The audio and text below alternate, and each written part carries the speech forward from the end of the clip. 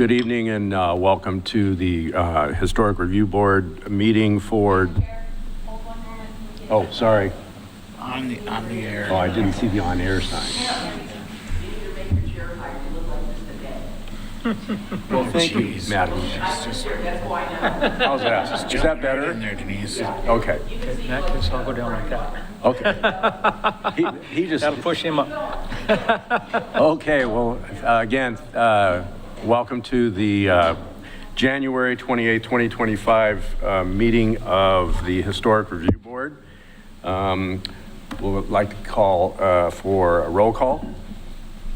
Board Member Edgar. Here. Board Member Green. Here. Board Member Fulkerson. Here. Board Member Lawrence. Here. Vice Chair Powell. Here. Okay, thank you very much. First thing on the agenda is an oath of office for our new Historic Review Board member, Julia Fulkerson, and I believe the mayor will be here, and I'll let you want to come around front? Test.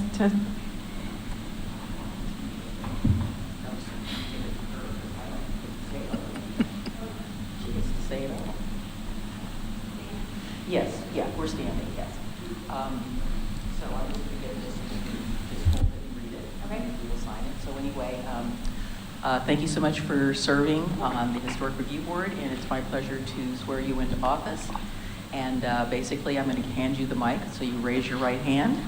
And read. Raise your right hand. Okay.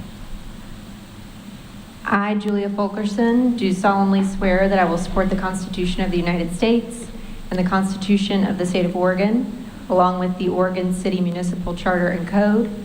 I will, to the best of my ability, faithfully perform the duties of the Historic Review Board member during my incumbency thereof.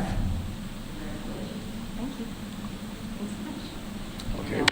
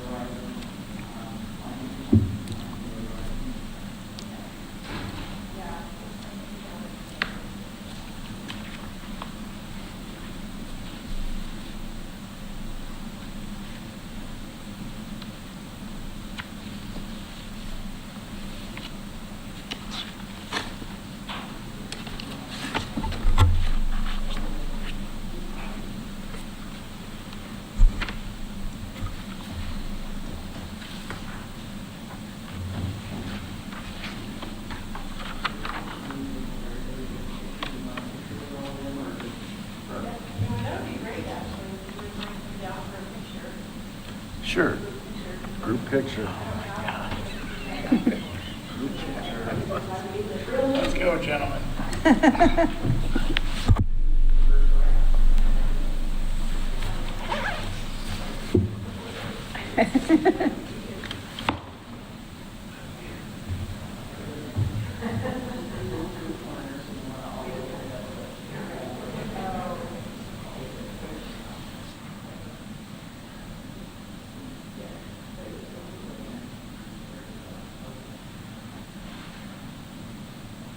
You guys squish together. Squish a little bit. So basically, you need to turn sideways that way. This side turns sideways the other way. Yes. And I'll just stand in the middle with Tim, so you need, and don't forget you need your arms up there. Look, you know how many times I've done this? 3 years? Oh my gosh, so many times. There you go, so hold that. Yeah, they're all your best sides. Actually, you need to be in the middle. Oh. Yeah, there you go. All right, you ready? 1, 2, and 3. All right. No, that is yours. Yeah, you can just hold, it's a real folder.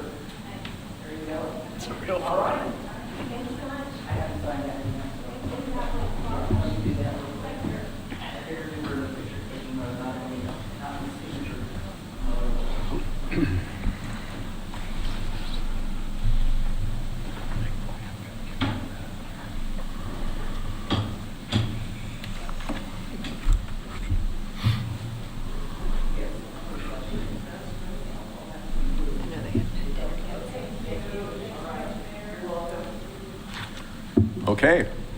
Thank you very much, Mayor. Next on the agenda is election of officers for 2025. We have two positions that we will elect this evening. That is the chair and vice chair. So at this point, I will call for nominations for the position of chair. Mr. Green? I would like to nominate Vice Chair Powell for position of chair. Okay. I second. Are there any other nominations for the position of chair at this time? Seeing none, we will close the nominations for chair and proceed to elect. Please call the roll. Board Member Edgar. Aye. Board Member Green. Aye. Board Member Fulkerson. Aye. Board Member Lawrence. Aye. Vice Chair Powell. Aye. Thank you. Next, we'll now call for nominations for position of vice chair. Let's not all scream at the same time. Do I have a nomination for vice chair? I nominate Mr. Green. Mr. Green, Dave Green. Do we have a second? Second. Do we have a second? We have a second.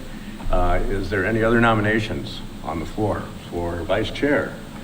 All right, at this time, I'll close nominations and proceed to elect the vice chair. Please call the roll. Board Member Edgar. Aye. Board Member Green. Abstain.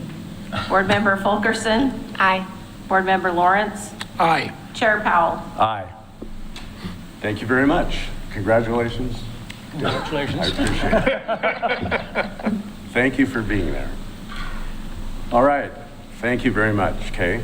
Next is we have 11 different meeting minutes that we need to approve this evening.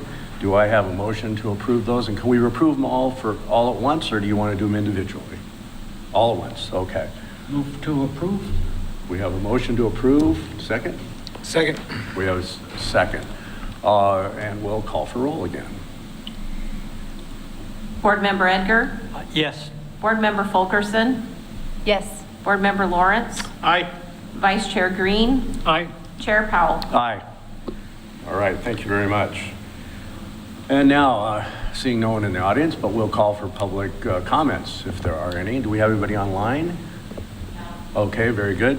And seeing no public comments, we'll move on to the next, which is discussion of compatible change, new construction review in historic districts. And Christina. Thank you, Chair Powell. This is a continuation of the Historic Review Board's meeting in November, which kind of kicked off the compatible change project, which is on the 2023-25 HRB work plan. And that really was reviving a project that was put on hold because of staffing. And what it is looking at is the definition of new construction in our Municipal Code 1740 and how that relates to the McLaughlin Conservation District, specifically non-designated resources. So in McLaughlin, we have about 1,000 tax lots and about 200 and change locally designated resources. So the other, 70, 80% are non-designated. So at what point does alterations and additions need to come in front of the Historic Review Board for review?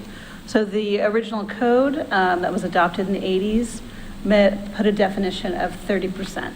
And that is a cumulative 30%, so people don't come in year after year trying to do little bits at a time.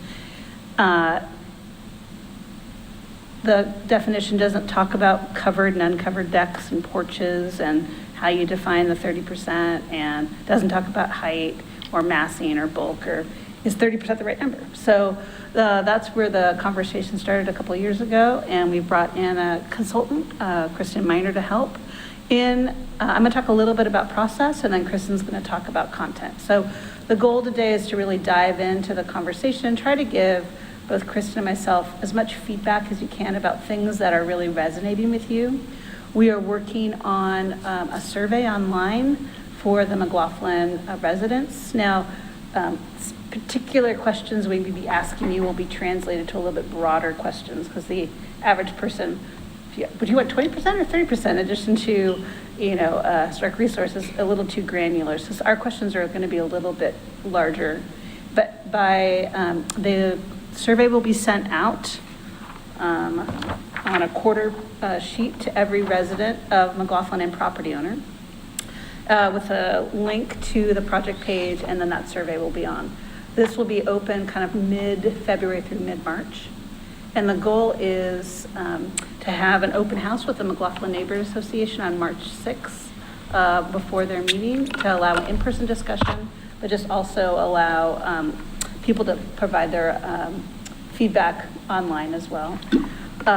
We will do a first close of the survey in time for the March Historic Review Board meeting to give you that information and feedback, but we'll probably keep the survey open to the end of the project, and any new comments that come in, I'll just forward at future board meetings. But the first close will be before the March 25th Historic Review Board meeting. And we'll reach out to our channels to try to make sure everyone is, even if you aren't in McLaughlin, you can take part, but we do have some demographic information to see who are McLaughlin residents and who are not. On your back sheet of the planning memo from today, and I apologize, it reformatted and lost all the spaces, so that was not planned. But I wanted to reach out and kind of talk about the upcoming meetings. So you'll see on the second page of the planning staff report, you have tonight, which is January 28th. We're going to listen to a presentation by Kristen, discuss the topics and provide direction as you can. There'll be no compatible change topics in February because we'll be reaching out for the survey and we're kind of wait for that comment. We're going to be working on the window condition, and Kristen actually has some great context. So we're going to bring in real windows and full windows and kind of have a little bit of a sharing session and show and tell on that night. The March 25th meeting will respond to what we heard from the survey and kind of feedback of where we think we're going. And after the March meeting, you have the April meeting, the May meeting, and the June meeting. So really 3 meetings to come up with your recommendations to the City Commission, because after the June 24th meeting, we have to say goodbye to Kristen because her contract is done.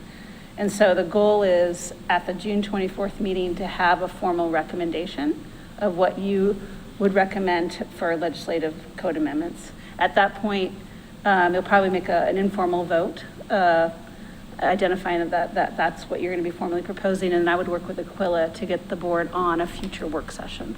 And then that would be presented to the City Commission, and they have the direction to indicate that, yes, this should move forward to a legislative hearing process, and that would happen in the fall. So one thing I do request is, this is not, staff's project, the Historic Review Board's project. So Chair Powell will be at the McLaughlin Neighborhood Association. I would love to have a second HRB member in attendance.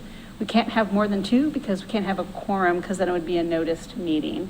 But maybe between now and the end of the meeting tonight, think about who might want to attend with Tim, both the open house and maybe through the McLaughlin meeting. So the 2 of you can really speak on behalf of the board about, kind of your goals for the project.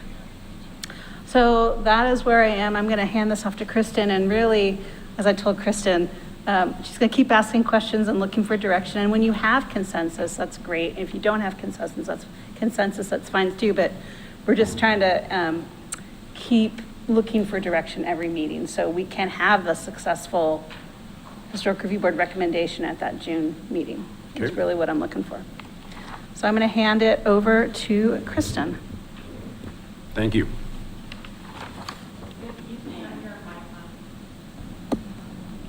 How's that? Can you hear me okay? Great. Okay. As Christina mentioned, I do have a lot of information tonight to get through.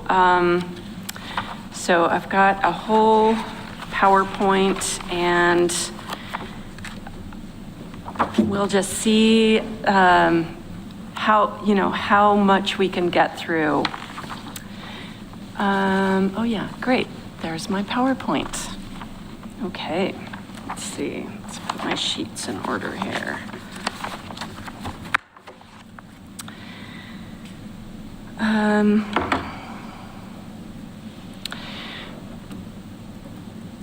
There we go.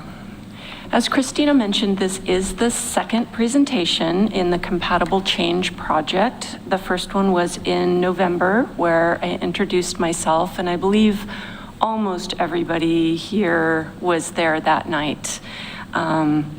I am a historic preservation consultant, previously on the Portland Historic Landmarks Commission, and was the chair for the last 5 years of that term. The project, the Compatible Change project, was initiated in 2020, and as Christina said, for various reasons, it did go on hold.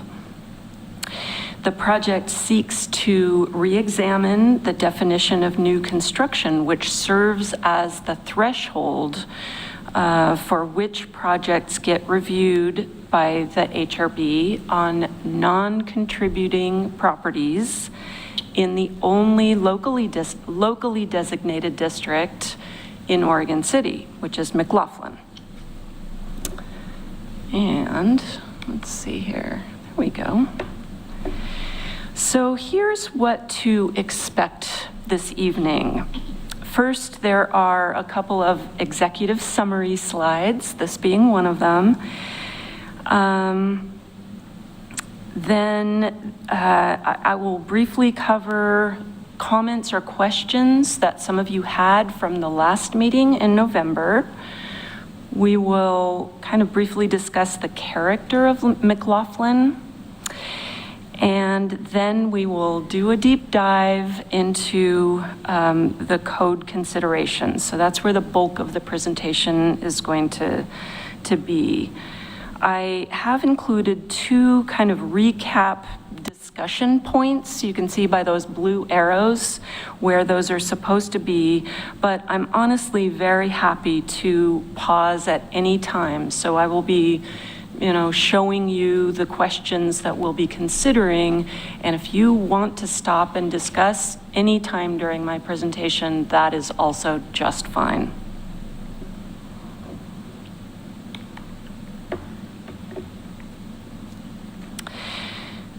On the right hand of this slide are the 6 questions that I will be posing and that I hope to hear at least some direction about from you this evening. And I've categorized those questions on the left with options for your decision making, or at least direction giving. So starting with no action, and that is definitely a possibility. If you do not see a need for this project, that's fine. Questions 4, 5, and 6 are basically clarifications to the existing code.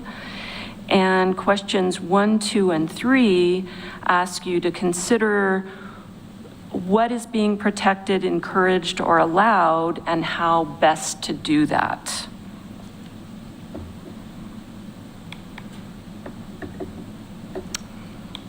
Oh, no.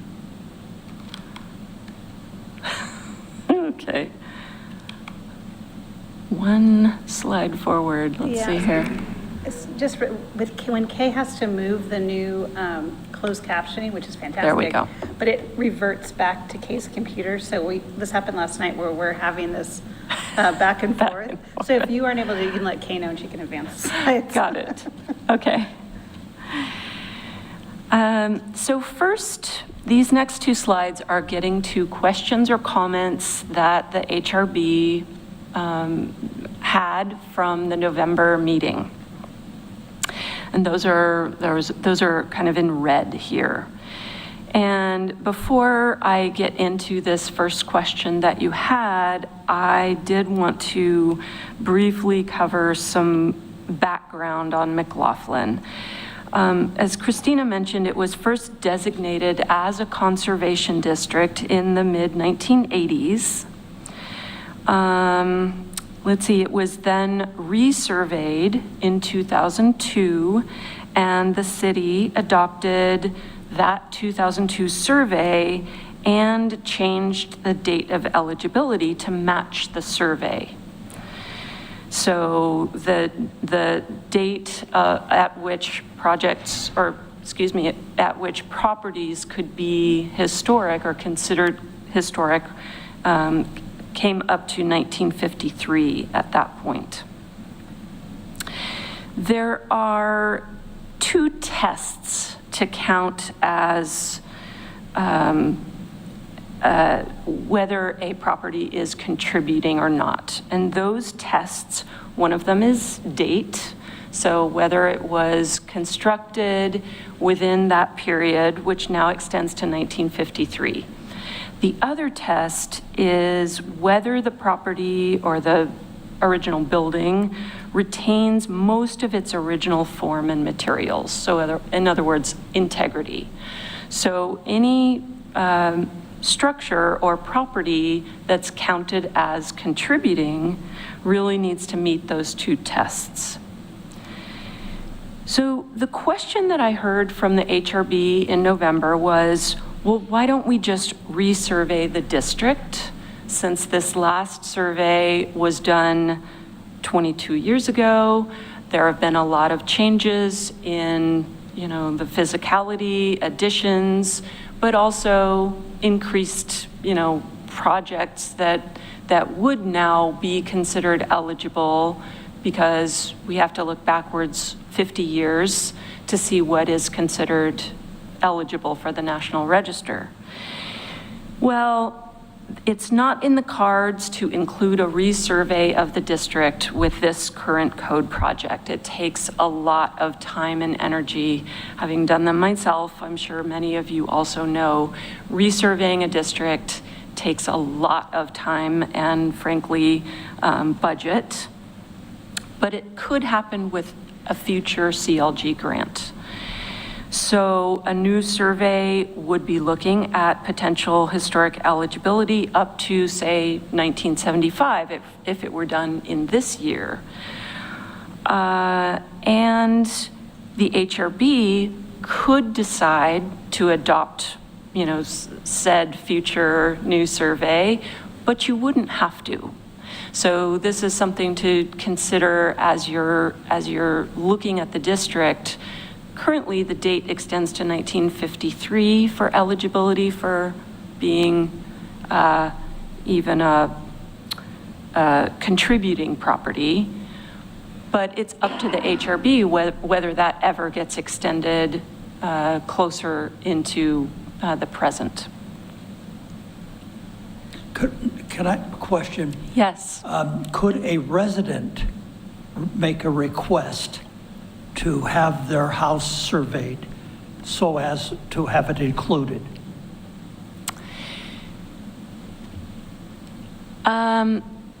It's my belief and understanding that yes, a resident could make that request. The HRB would have to, as a whole, decide whether it met the current criteria, or if it didn't meet the current criteria, whether the HRB wanted to change those criteria for the whole district. So in other words, it's locally designated. You do have the power to make those decisions. Okay.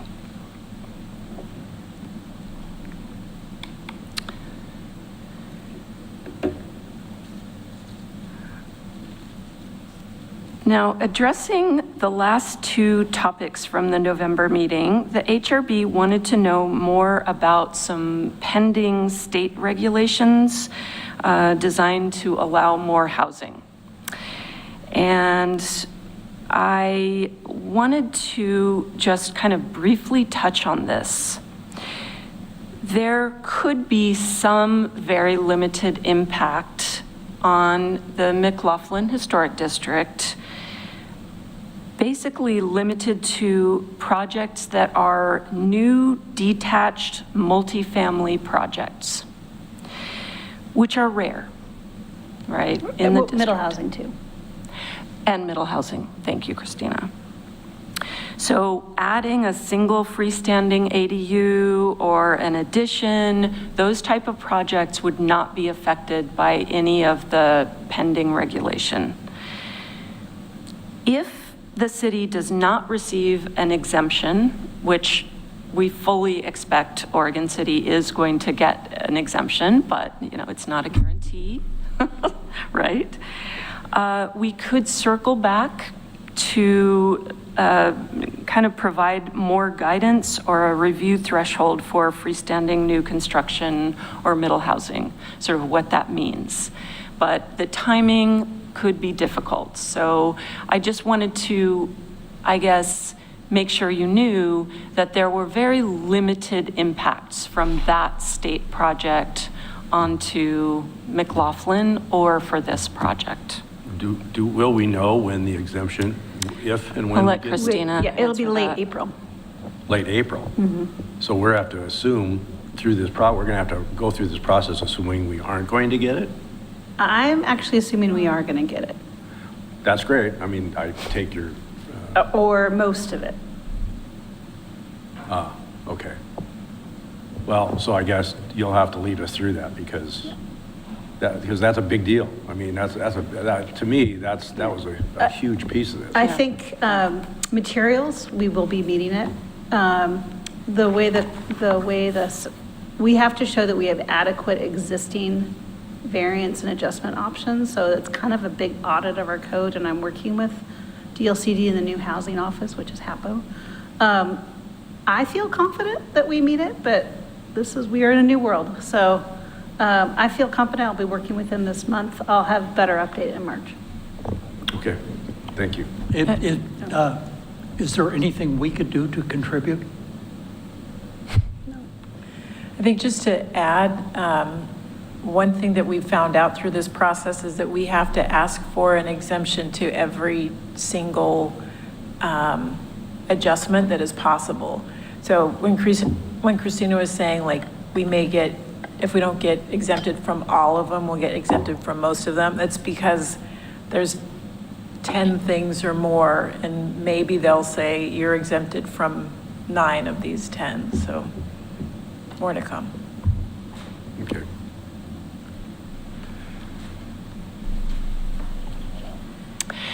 On the right-hand side of this slide is a few little comments in red that I, again, heard back from the HRB in November. This list is, you're going to see it more tonight, actually quite a bit more. This is the list of potential review triggers for new construction. In other words, how to measure the impact of new construction on McLaughlin, on those non-contributing properties. And this list was sort of the beginning of how do we look at this? Is it potentially, are we doing the right thing by only using footprint? And here's sort of the world of possibilities. And so the first time that I went through this just very briefly with you all in November, I heard pretty definitively that we should not use the cost of the project. Did hear that treating residential versus non-residential properties differently was a probably not. I think that was from, at least one voice I heard there. And then actually I took the initiative and removed the last thing on my list, which was loss of historic materials. As a test, not only does that sort of fail the over-the-counter test, meaning it would be very hard for city staff to implement and know which materials on an existing building were historic or not, but also it unfairly penalizes homeowners who have replaced materials in kind. In other words, they really took the time to change out historic wood for replacement wood and made it, almost the same. So I eliminated this last one from consideration because I felt like it was not workable. So would volume include massing? I mean, is that the definition of massing? Yes, Okay. indeed. And we'll get there for sure. And we see the window salesman coming through all the time trying to say, oh, you have those old single pane windows, and they win, unfortunately. And we have wholesale replacement of wood windows that are historic with sometimes stuff that we would not approve. Absolutely, and I think we're not getting into the actual standards for, the design review standards for new construction here. We're just talking about kind of the trigger to see when the HRB is going to review something and when it's going to be reviewed by staff or, kind of over the counter. Christina, is that Yeah, I mean, accurate? if you're these are non-locally designated resources. So today, non-designated resources can, because they are not really subject to 1740 except for new construction, they can make alterations to the outside of their building. It's really, when is the threshold of additions where the board says, okay, you're doing more than making small alterations to your non-designated resource. And some non-designated resources are contributing, and some designated resources may actually have been resurveyed as not contributing. So the non-contributing and designated, I just want to make a clarification. Designation means you went through a hearing and your property was added as a designated resource. So therefore, exterior alterations can be reviewed, Secretary of Interior standards, in that the historic review board policies. Non-designated resources can get building permits, can change out their windows, can do all these things because they were not locally designated. It's only when they make additions that the board has the ability to kind of review to see how those additions affect the district. But what is the metric? Okay, thank you. Is it, even in the siding? Where Yeah, we- so this is in McLaughlin, this is not Kenema. So this is Okay. McLaughlin, has designated and non-designated resources. If a house is designated, That's different. We're not talking about designated resources. These are But non-designated resources. non-designated, They're essentially the resources that they're not designated, but they might impact the neighborhood itself. Correct. Because they reside in the neighborhood. So by changing something about the resource, it might impact the neighborhood as a whole, right? Okay. Yes, thank you. That's, and that's a good segue. Let's go ahead and look at a few images and talk about the character of McLaughlin. Let's see here. There we go. As the board member just noted, the resource is the district as a whole. So looking for those kind of defining characteristics of McLaughlin, there's really a lot of diversity in terms of the layout, the blocks, the actual lot sizes, the topography, the streets. There is quite a bit of real diversity in this neighborhood. And that is true also when we look at the structures in McLaughlin. So there's quite a bit of variety there too between uses, styles, time periods, materials. So the overall defining feature of the conservation, I might venture to say, really might be its eclectic nature or its variety. There is no overall sort of site pattern or plan in the neighborhood. Is there a period of significance at all? It does extend, I should know the beginning of it, and I'm not going to remember, but it extends to 1953. 53, you said, okay. Do you know, Christina? I have to look. Okay. 1880s, I would imagine, from the look It of might that be building. as early as 1870s, but yeah. Okay, cool. and what is the parameters from a designated structure or designated as significant to where somebody builds something right next door that detracts in the nature of design? Is there any distances or that we need to be thinking about? There are not currently, but later in the presentation, I am going to be talking about a few other jurisdictions and how they go about regulating their own historic districts, whether they're conservation districts or National Register districts. One of those does take that lens and says that within a certain proximity, you need to have the review of our board. Otherwise, you don't need that review. So, you know, any feedback like that you have tonight is great, and I will be talking about that just a little bit more. I think it's relevant. Okay.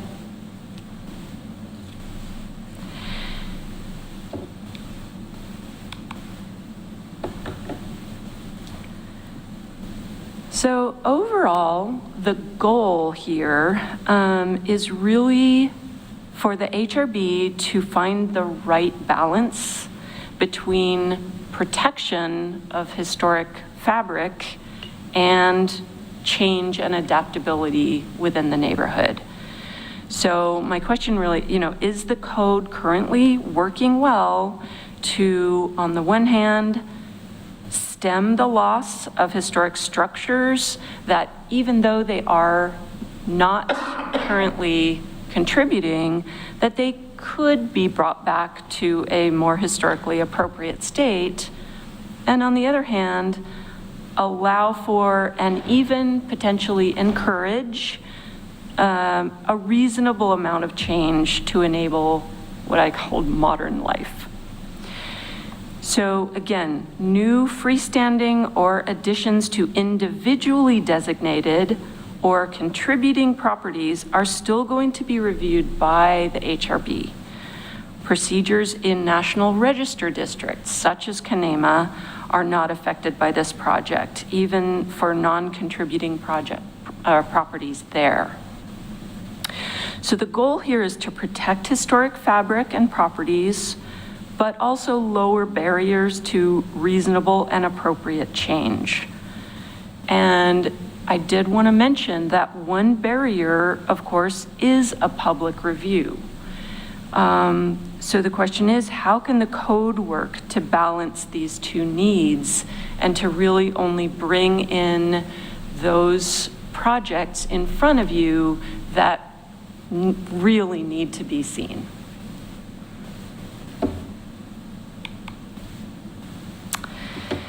Now we're going to get specific with how to measure the impact of new construction, specifically on additions on these non-contributing structures. And so in the following series of slides, you're going to be seeing the same list on the right with really kind of the factor that we're talking about highlighted in red. So in this first one, we're talking about height, but we're also talking about volume, because volume or massing is both sort of, it's both footprint and height together give you, volume. And skipping over, solely footprint for now. We're going to come back to that in this presentation. And again, in this list, we have eliminated cost. We've eliminated loss of historic materials. I eliminated that. So we're going to look at each way of measuring new construction in turn, starting with this one, height and volume. And so I have a couple of kind of clunky, if you will, but hopefully making the point, illustrations on the left-hand side of this slide. And generally, it's going to be rare that an addition to a residential property will exceed the existing height. And the reason for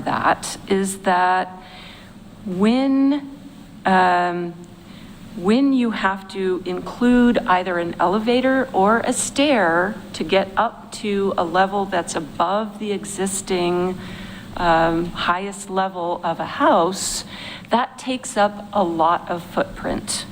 And so if you are going to still regulate footprint as part of the code, then that also tends to limit height.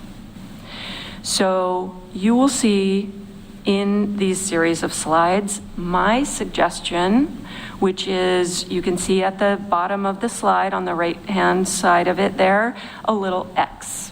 And that is my recommendation that height on its own does not seem like a good review trigger, but it could be added to footprint to help you regulate the types of development that you want to see, or that you could exempt from being in front of you, and feel reasonably confident that those are going to be positive for the district.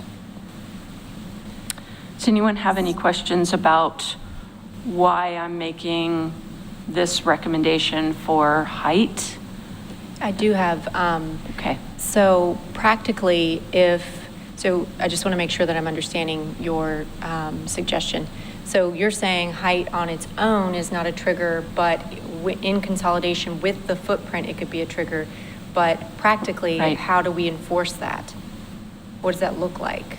So because I Right. think once you give somebody approval for something, in the real world, it's like it looks kind of different from what how they might understand it on paper, I guess. So what does that, in your opinion, look like? Yeah, that's definitely true. And height is, I think, as I noted here, so it's either an absolute. So for instance, in the zoning code, the residential zones here have an absolute height of 35 feet. And that, of course, is measured to the center of the pitch. Okay. But there's another way of measuring height, which is relative to the existing, right? So you could say height may be no taller than the existing primary structure. Okay. And Yeah. feel reasonably confident that however that gets interpreted over the desk, they have the same code interpretation that you do, that it has to be to the center of the pitch. And indeed, there are probably going to be those cases where the pitch isn't quite the same, but at least you will have headed off the majority of those projects that. Okay. Go ahead, Christina. I do have a question. I don't know if this is involved with this, but I think ones that we see in our office are people are trying to take a half story and kind of push it up to be a 2-story. Right. And that doesn't actually add much square footage, funny Right. enough. People keep asking, and we keep doing the math, and it really doesn't add a Right. lot of square footage. So it doesn't kick in, but it does increase the height. Right. And so you're really looking at final height is taller than previous height, even though you're not really doing addition, the overall height is Yeah. different. Would that be included in that? I mean, yes, we could write it such that it covered those situations. I agree. That's a common proposal. Board Member Green? Question? So in each case, we are looking for definable triggers that when staff looks at a project, okay, this will require review, or this can be required at staff level. So as we deliberate this, and if we decide that height, I see potentially three applications there, or the volume being the combination. We could say we want one specific trigger, let's say, to be that the height cannot exceed the existing height. Or we could say it could not exceed a percentage of the height. Footprint alone, once we define what is included in the footprint, we could look at that as the only trigger.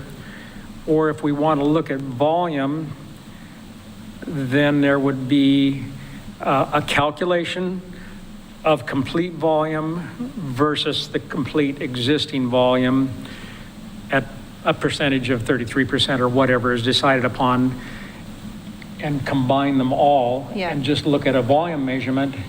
Because So- realistically, I would think that there might be multiple triggers with one permit, right, and one project. So, yeah, if anything gets triggered, that's sort of what you're saying. It's just, they're triggers. So possibly a So- matrix Right, where, okay, if it meets this test, it does not exceed the height, it does not exceed a certain percentage footprint, and it does not exceed, right, then A it doesn't have to go to volume percentage. review. Right, It that can- makes the most sense to me. Right. Because, you know, if you do have you have a 1.5 story, you go to 2, you're already going to cause the height change right there. That's going to be your first step. And then that shouldn't affect volume, as Christina said, nor should it affect massing, or volume, nor should it affect Footprint. because it's going straight up. Yeah. So I like the idea of the matrix, because if you do go up and you maintain it at 35 feet, if that's what we have today, and you add on enough that you're adding on to the building that's going to cause massing issues or volume issues, you could get, again, you get all three of them at one point. So I think the matrix is a great idea. Now what I'm worried about is infill is one thing, you know, you want to add on to something. When to rebuild. But if you go in, you're going to have an empty lot and you're going to build something in there. What I worry about is, you know, what we've seen already is the massing, putting something much bigger than should be in that space.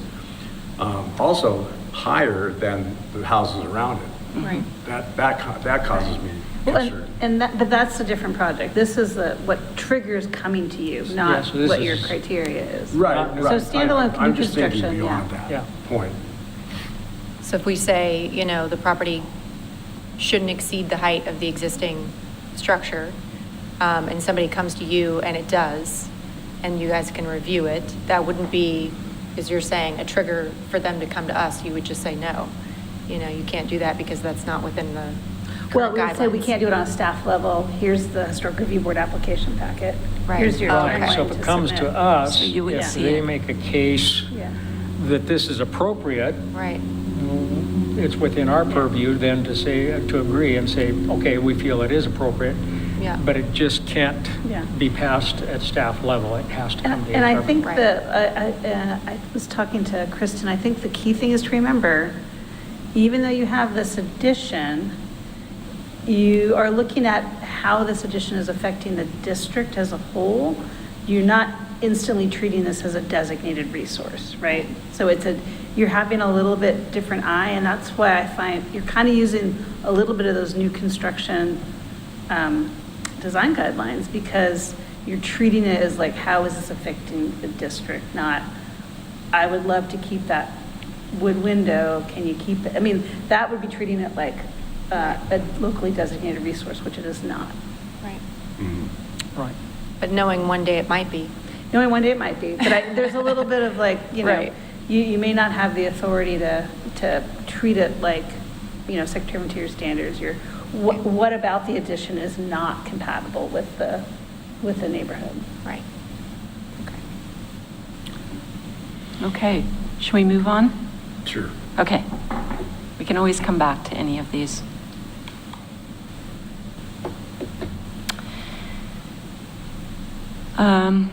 I hope this form is legible to everyone, but on the left is a survey form. And these, again, were done for all of the properties in the district in 2002. The forms, by the way, thank you, Oregon City, for having such a great website for each property owner to be able to look up, you know, these types of forms for their own property. It's super helpful. Yay. But these forms state whether the structure is contributing, and if not, why. So you might be able to see in this form, you know, there's a little checkbox box that says not 50 years old, for instance. So this one that I screenshot is contributing. So, but people could see why their structures were or were not contributing in the district. So with some clarification to the public, age could easily be a factor.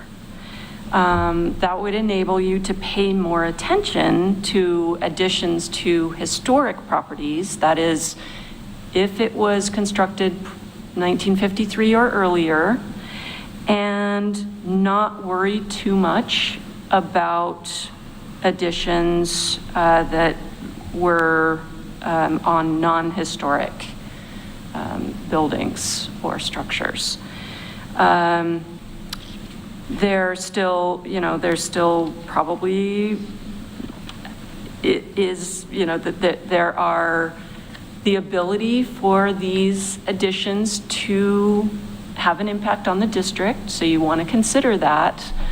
But I think allowing some degree of easily understandable parameters for change will help the neighborhood and staff. So my suggestion is that age, using historic but non-contributing versus non-contributing and out of period, so making a differentiation there, 1953 or earlier or later, does protect historic buildings. And if the HRB might want to change the significance period in the future, then we could leave the actual date out of the code language. So we could simply say, is it contributing or non-contributing for reason of age, and leave it at that. So again, we could separate out the types of structures that you were going to see in review by age. Any questions about that one?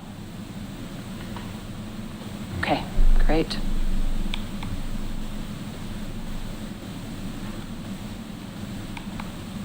There we are. The next one on this list is use. In this case, there was a comment from the board in November that residential and non-residential should be regulated the same in the conservation district. We can talk about that further, but I just want to make sure we all agree that that was said.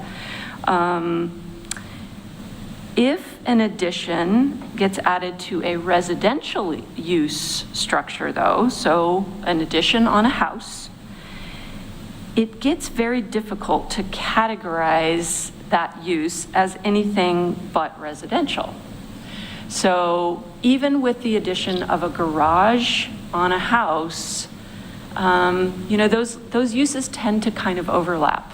Oh, you've got your washer and dryer are here in the garage as well. It's a very slippery slope to make, a sort of hard categorization of use. So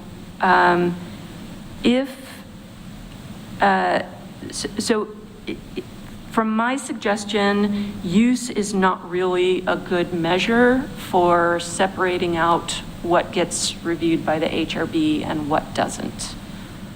The only caveat to that would be if you did want to regulate residential and non-residential uses separately. In other words, potentially give non-residential uses an easier path. So again, my suggestion is not using use as a factor in your, decision-making for thresholds. Anybody have any questions about that one? or comments. One, Yeah. just clarification. So in other words, even an accessory building in conjunction with a residential property,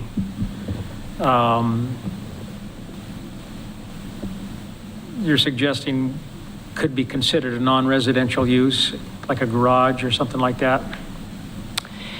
I'm primarily talking about additions right now. Okay. We are going to talk a little bit more about freestanding structures. okay. And Got it. use potentially is more useful in that discussion. Okay. And I would concur, use is an amorphous thing, and I'm thinking about our frontline planners, and to me, it's calculators and yes, no boxes. Like, do you need, are you categorized as this? Yes, no? Can I use a calculator to determine the answer? Yeah. Like, that's the kind of stuff I that agree. I works. don't think use is a good. Yeah. Okay. Great. Moving on. Oh, great. The illustration on the left-hand side of the slide, we're going to pretend that these lots are all in the R6 zone. There certainly is R6 in this neighborhood. I don't know if these specific lots that I, screenshotted are, but for the sake of this discussion, the red dashed lines are showing the zoning setback minimums. What you're seeing, of course, the beige boxes are a variety of placement of actual structures on lots. And I was looking for something that did show the wide variety that you do see in McLaughlin of where structures are placed on the lots. So using, for instance, a stricter setback for additions would have, in my professional opinion, a chaotic result because of the underlying, variety in placement of the existing structures.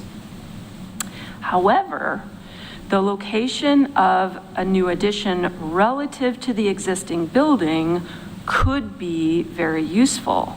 So again, this illustration on the left, the red squares show the additions that are, in this case, I just showed them several feet behind the front of the primary structure. Why is that? Well, because that could preserve the front facade of a historic building, even if it's, again, non-contributing. That's what we're all talking about for all of these projects, non-contributing. And yet, some of them are historic and potentially could be made compatible in the future, or contributing, excuse me.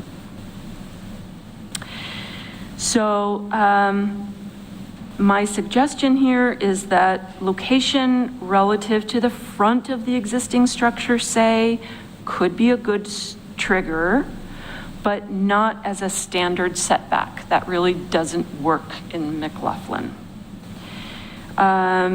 Visibility is a tough one because the houses are often visible from many vantage points. They're spaced far enough apart that you can see them, and the blocks are small enough that you can see them from multiple points of view. So using visibility itself is, in my opinion, too restrictive.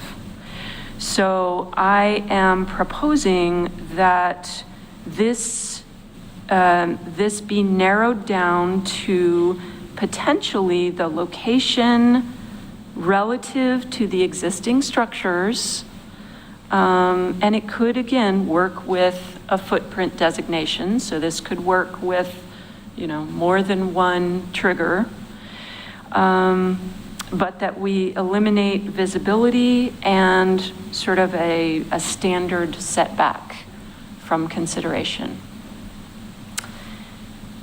Any questions or comments about this one, location or visibility? Yes.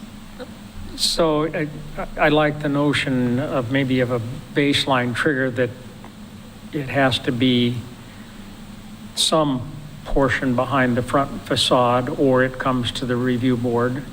But in the case of, let's say, a non-conforming setback, and this would not necessarily be a trigger, but I guess my question for Christina in particular is that, let's say that a house had a non-conforming side setback and the addition makes sense to continue that rather than getting to a conforming setback. Even if that was not a trigger for the HRB, I'm guessing would that still require like a variance or an adjustment for zoning code Sure.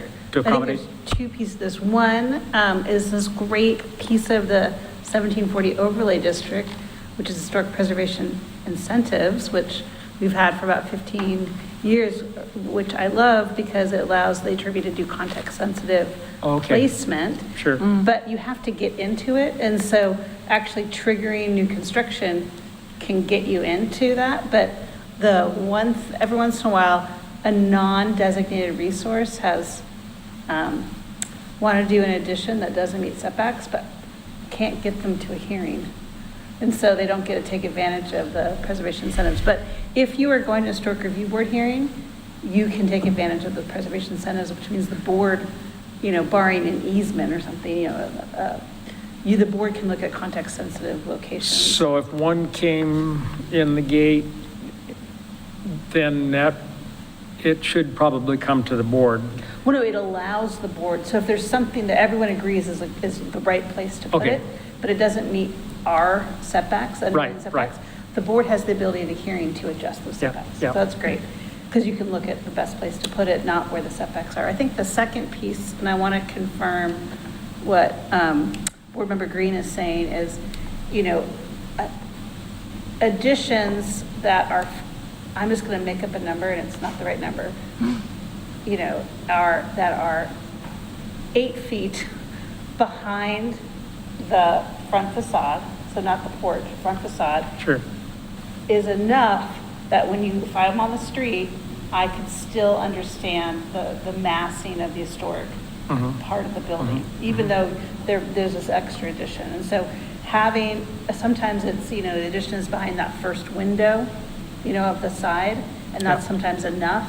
So you're walking, you can see, the problem is it's not that, once again, it's not what is the right answer, because that would be context sensitive at the meeting, but what is the trigger to get to the meeting? Yeah. So for example, if you had an L-shaped house, and let's say that a project comes in and it meets the triggers that we decide on footprint, height, et cetera, and let's say if there was 4 feet back or 6 feet back or whatever, it meets all that criteria, but the wing of the house that they're filling in is a non-conforming side setback. So let's say it's 2 feet into the zoning setback requirement, but it makes architectural sense and maybe sense for their plan for that to be aligned. If it meets all the other triggers, would you see that as being a trigger to coming to the historic review board or not? In other words, there's a lot of good projects that if you gave me the ability as staff, I'd be like, great, this looks great. You don't need to go to the board. It's great. But we have a trigger because we say these projects need a public hearing, not that they would be approved or not. And then there's projects where you can take that to the board if you want, knowing that it's probably not a project that the board would approve either.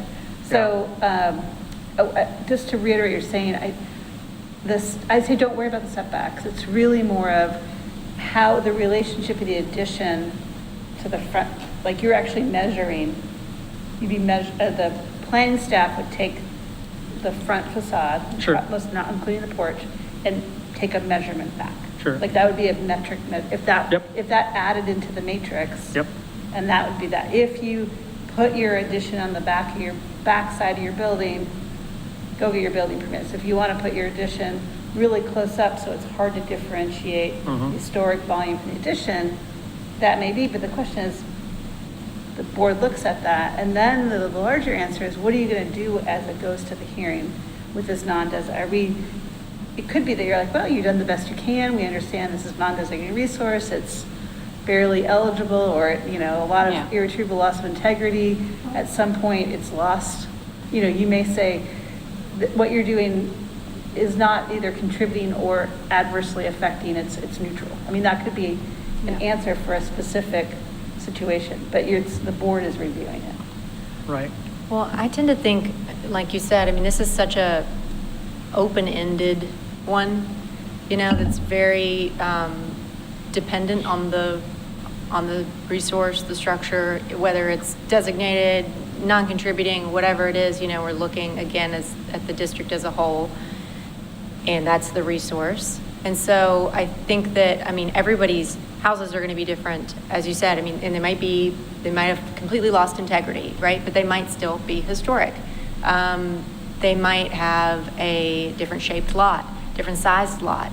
There's just so many parameters to look at that I don't think actually this one is a great one for just checking a box and saying 8 feet from the deck. You know what I mean? I think this one is going to have to be something that someone maybe does come with a case for review, and maybe it isn't easy, cut and dry. You've lost integrity, sure, it's not impacting anybody, anything, but there's also another piece of like location, and that's, is it impacting your neighbor's view of something? It's not just the lot that of the person that you're, that's looking to get this built. So I don't know, I tend to think that one is kind of more important and subjective, but that's just my opinion. I've seen a lot of the structures over the decades that have been altered. Some of them really crazily and haphazardly, so you have a structure that's really has promise, but it's not contributing now Right. because it's been Remodeled. highly played with over a long period of time. And a lot of the stuff, so say somebody comes in and says, okay, wow, I see promise here. I'd like to take this and really do it up right. But I'm not really changing a lot of the foundational size. I may change some heights and stuff around, but I may be restoring historic siding or imagery and design. Yeah. And I just, all of a sudden, these are things where, because they're changing so much of the exterior view, even though the footprint may not change, it's almost like I'm seeing greater than 30% visual change to a structure, not just volume. Yeah, the problem is that staff can't make that evaluation when somebody comes in with a plan, and they need, you might say, some metric. Yes. that Anything that doesn't require a building permit, I would not have as a metric. Because that's a losing battle, right? So the idea is, I have a project that needs a building permit. That's why 200 square feet is a metric, because that requires a building permit. And so therefore, you're in a formal process, and a planner can look at a submitted building permit and use metric math or use a yes or no and determine, can this go into review, or does this need to go through a type 3 hearing process? So things that don't require building permits are not recommended because they cannot be regulated. Well, and to my point, I just think this one's a little bit less metricable, if you will. You know what I mean? It's more subjective, and it's depending, again, on the resource, the land, the lot, if you're looking at a whole district as a resource, then you're looking at integrity in terms of historic integrity of, feeling and association of the district. And so I just think that one is like a little bit, it might be like a case-by-case basis instead of which might be a better job for the review board than putting that onus on you all and having to go out there and say, well, yeah, it does meet this 8-foot perimeter, or this 8-foot guideline, but it's, in my opinion, as this reviewer, it's not going to be great for the neighbor, or it's not going to be, and then you get in this hairy territory where it's like, okay, well, they're meeting that threshold, but is it something that, you know what I mean? Yeah. So it Yeah. might be like more of a case-by-case basis situation for this, but again, that's just my opinion, but. Yeah. Okay, let's move on. I still have a number of slides here, and I don't want to make you stay too late. Let's see. This is actually the final one on this list, so this is just the first section that we're talking about, but the last one here is area of attachment. And this idea it's based on the Secretary of the Interior's recommendations for additions to historic structures, which again, the structures we're talking about are not designated historic. It's the idea that a joint or a hyphen, sort of a small volume connector piece, will minimize the amount of disruption to the historic materials of the original structure. In real life, I would say this idea requires a skilled designer or architect to really pull it off. So the idea of allowing an exemption to a review by the HRB frankly scares me because, as you can see, just in my sort of sketchy renditions here, this could really encourage awkward and incompatible designs. So this does not seem like a good review trigger in combination with anything else or not. Any questions on that one? Okay. Agreed, yeah. Excellent. Now, I did mention that I would briefly talk about which factors are used by other jurisdictions. There was a memo that I provided in the November meeting that had more explanation than this and more jurisdictions, but just focusing in on these three for now, I thought it would be useful to just touch again which jurisdictions used kind of which combinations of factors.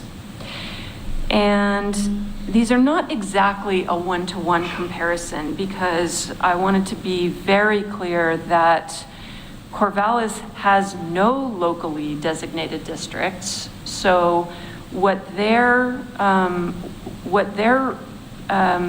reviewing in my notes here are National Register level districts, whereas Albany and Astoria do have conservation districts, but they regulate them the same way as their National Register districts. And so what you're seeing here for Corvallis is they use a combination of footprint, so just like in Oregon City, exempt from review unless it's over 200 square feet. But in Corvallis, then they say, and the height is exempt if it's no taller than the existing. So again, it's tied to an existing rather than an absolute.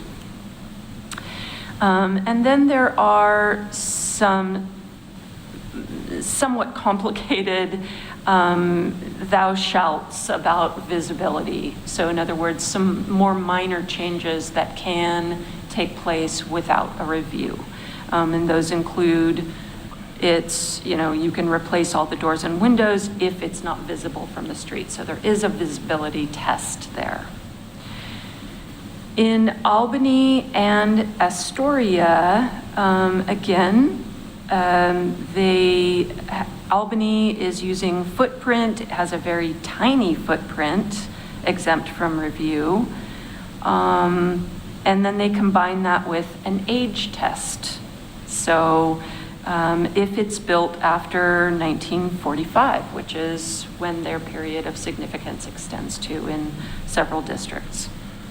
So Astoria basically allows construction anywhere for non-contributing properties, again, just non-contributing we're talking about, unless it's near a historic or contributing property. So just as you were mentioning, it does have this proximity test, which is, could be sort of part of location there, adjacent to or across the street from.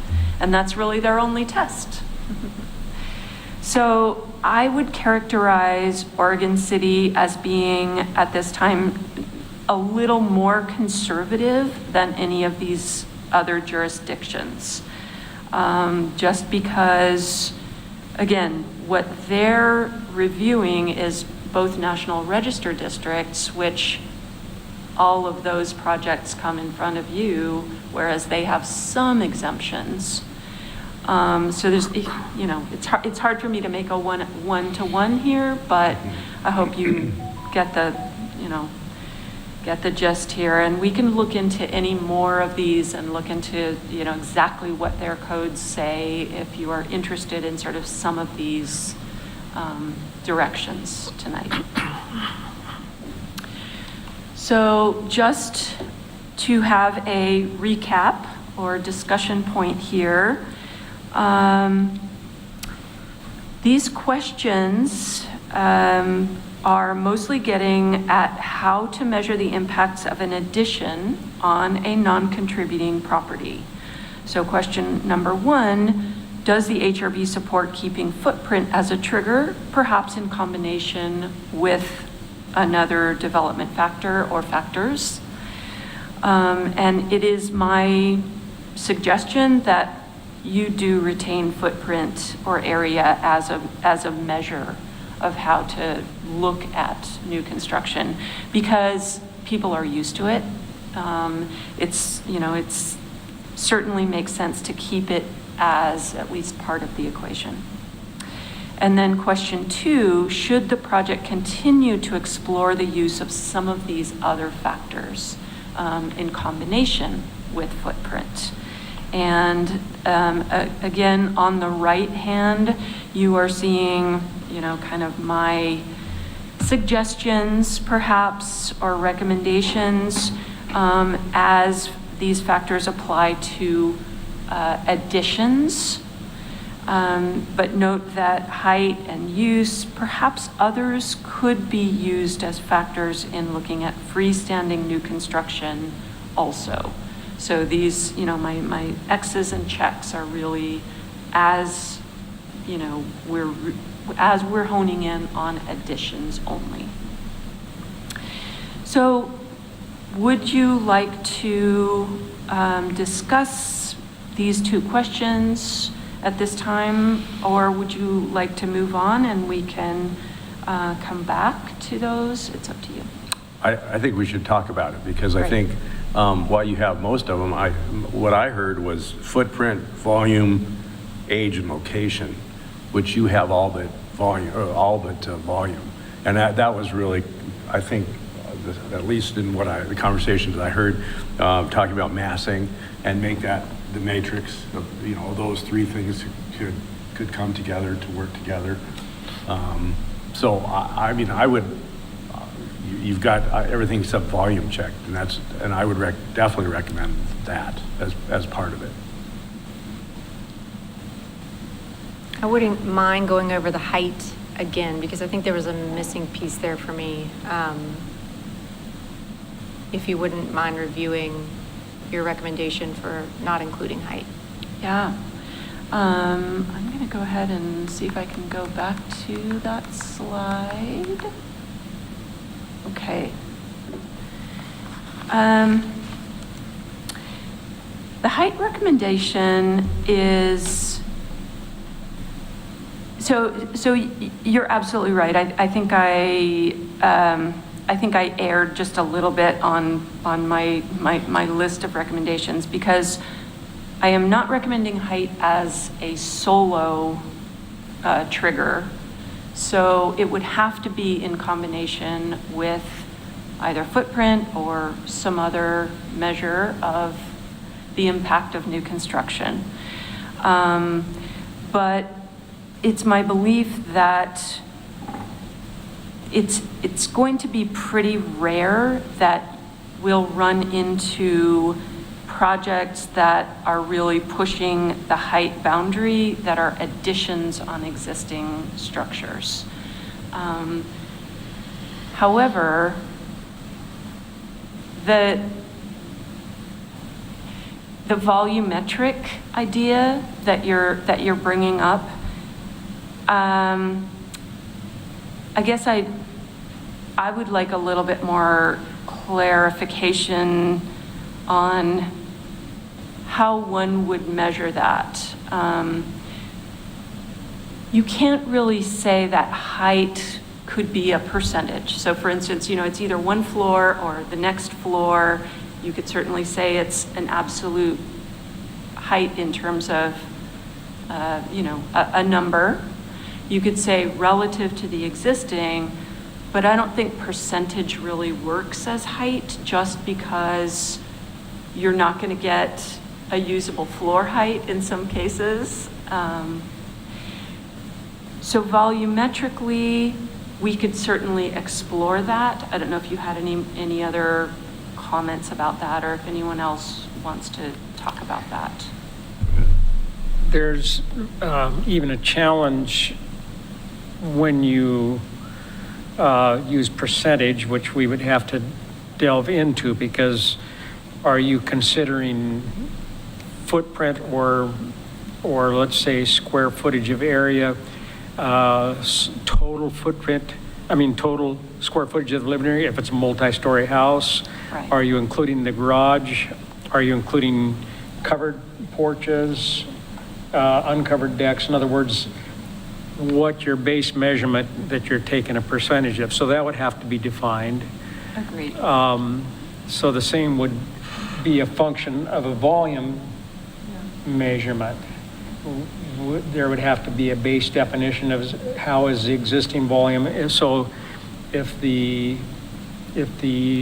addition volume relative to what the existing, so in other words, all of that would need to be defined, how that's measured. And you're saying that there could be a threshold, right? And if it's beyond the threshold, then it would still come to us, but Right. to standardize it, which I think it's, classically, the thought is to not go beyond the existing height, right? So I'm looking at like the colonial that you have Yeah. there, it's like that I would not approve. Sure. Well, I think So, that like- could be actually a specific, in other words, it can't exceed Right. the The roof line. the of existing height. Yeah. But it must be within, let's say, 30% volume of the existing volume of the structure. Does that make sense? Right, yeah. I'm going to let you know that volume's going to be real hard Yeah, to define. because of covered porches and. Well, even if we super define, this is me picturing a phone call to a property owner, right? I feel like I'm Bob Newhart. Yeah. Trying to explain to a property owner who just wants to do X, Yeah, how to come up with a volume Yeah. metric class. We've all now turned into high school geometry Yep. and we're scared. And so to me, my biggest wish is whatever is decided, that it is not a convoluted way, if it's a matrix, you could read it and the average person go, oh yeah, no, yes, yes. Because I don't want, if you can't explain it to someone over the phone who doesn't understand architecture or math, geometry, if you can't do that, then it's probably not a well-defined. you've already made them mad, huh? Right. Yeah. That's what I'm saying. Our goal as a city is to explain why we're doing this and explain in pretty clear language what the thresholds are. And so volume, you could get an end run to volume. So it's how do you create clear threshold that may get the end run, but you're not actually coming with cubic volumes, because every house is different. Right. The property owner may not be giving you the information you need because it's an existing building, and the planning staff's trying to build the cube. That's my big worry. And what's It's just- contributing square footage and non-contributing Right, space. and then, it's and like- this is not an architect's CAD drawing, this is a property owner who's trying to do a Right. small project. So that's my big concern about volume, is how to maybe get it through a different route that's more clear.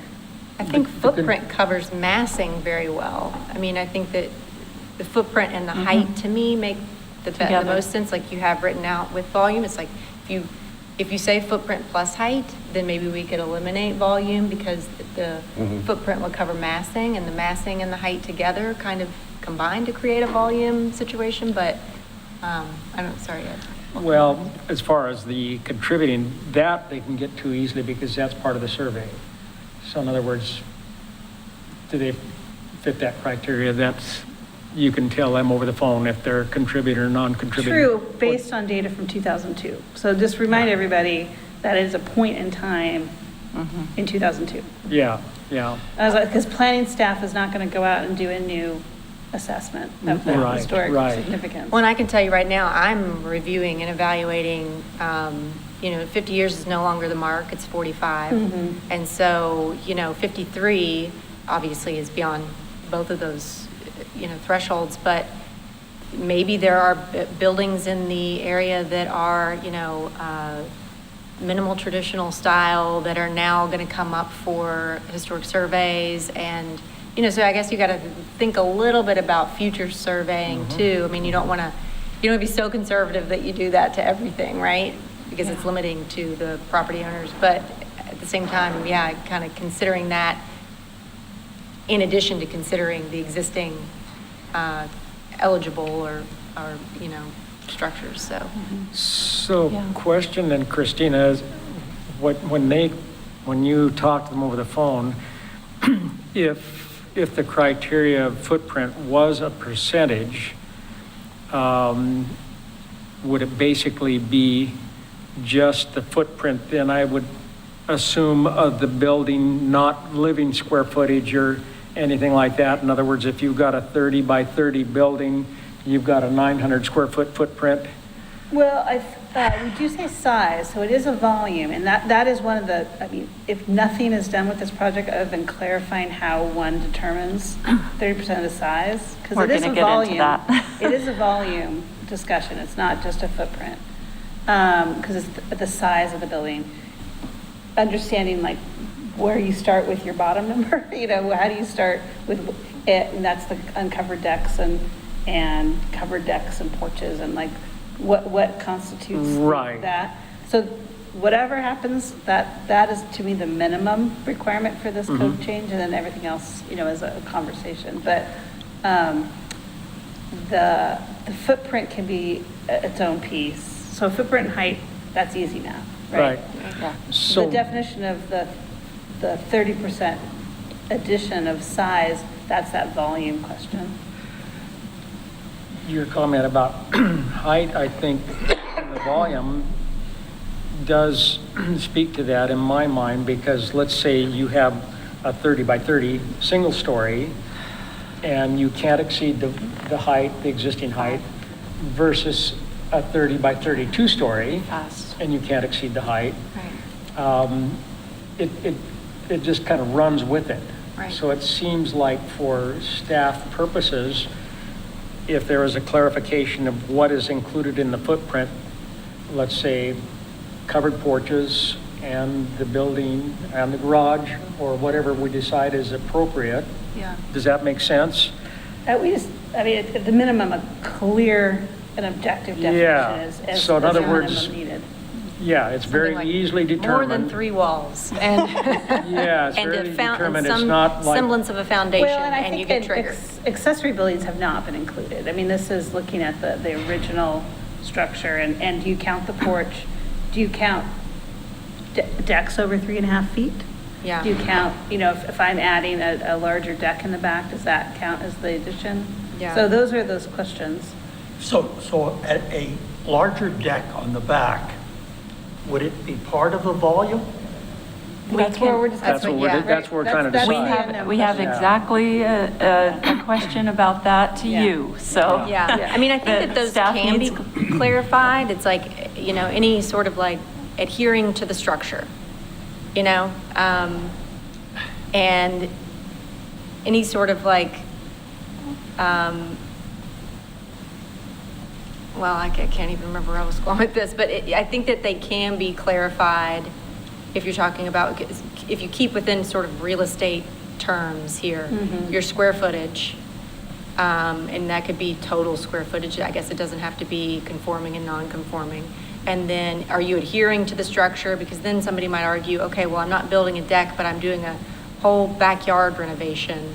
And there's different components, and maybe a deck is included freestanding, and how is that different from George's deck that he put on his house? And, well, George's deck attaches to the house.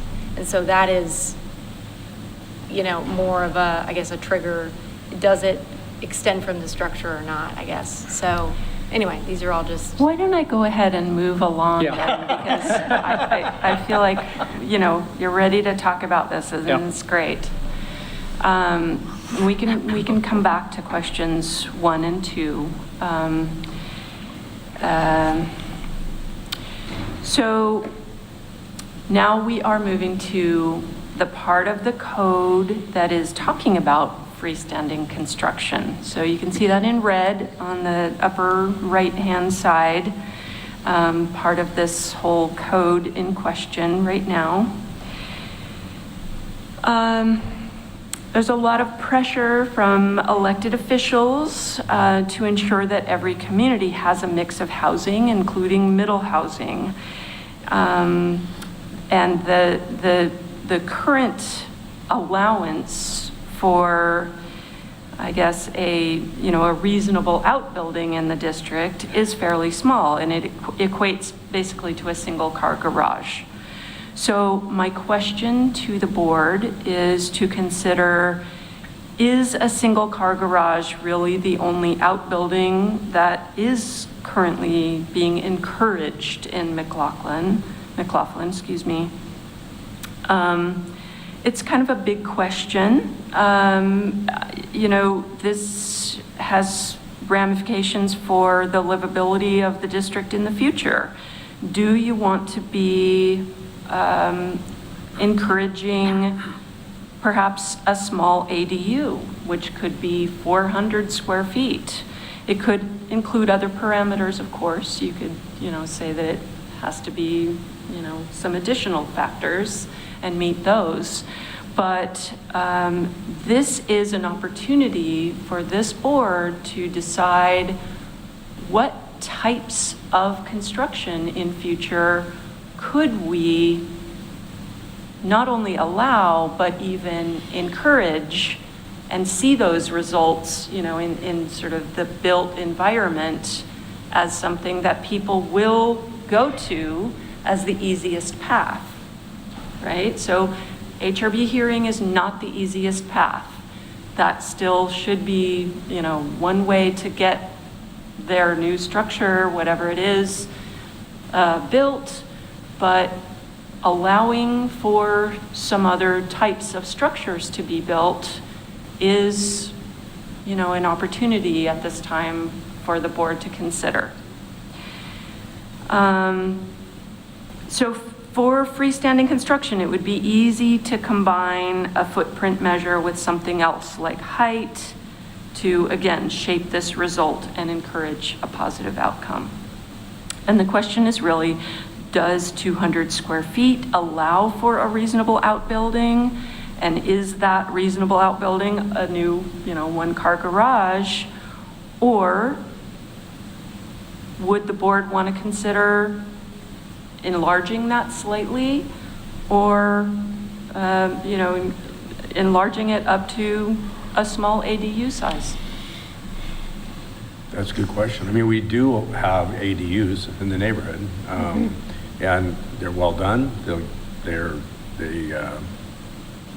And I think that's a discussion that I think we should have. I think with being able to expand and then to be able to have ADUs is I I think it's, from what I'm tracking in the legislature and the feelings that are coming along and trying to create more infill residential buildings, I think that is something they want to see happen. That's really at the top of their voice about something that they want us to simplify our codes to allow this type of housing to occur. Now we're asked to let it come into a historic conservation district. What are the parameters? I think the size can come up a little bit, in my opinion, to make it more livable. But still, I don't want it to be detract. To me, the design cannot be detracting from the district. And so if all of a sudden we're saying the size is 400 square feet, and that's okay, but how do we try to make sure that it doesn't detract? As I'm hearing the board talk tonight, I'm thinking, how do I explain this to the neighborhood of the open house? We're going to create our survey, and it sounds like the board wants to do a lot more regulation. So to me, which is fine, but what's your communication back to the neighborhood?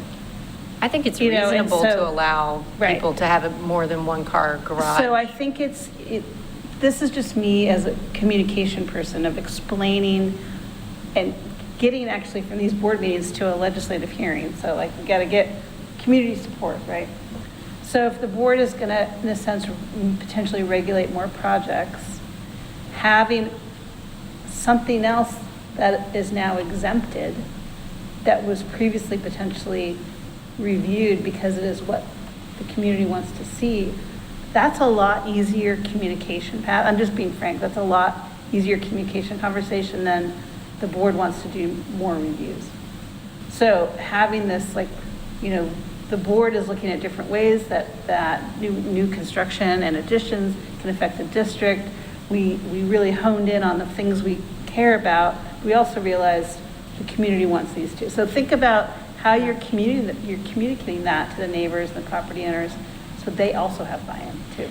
So I don't have the answer, but I'm just kind of thinking through when the open house comes and decisions are made, how are you selling it? We should send out a postcard with a survey on it. I know. What a great idea. That's a great idea.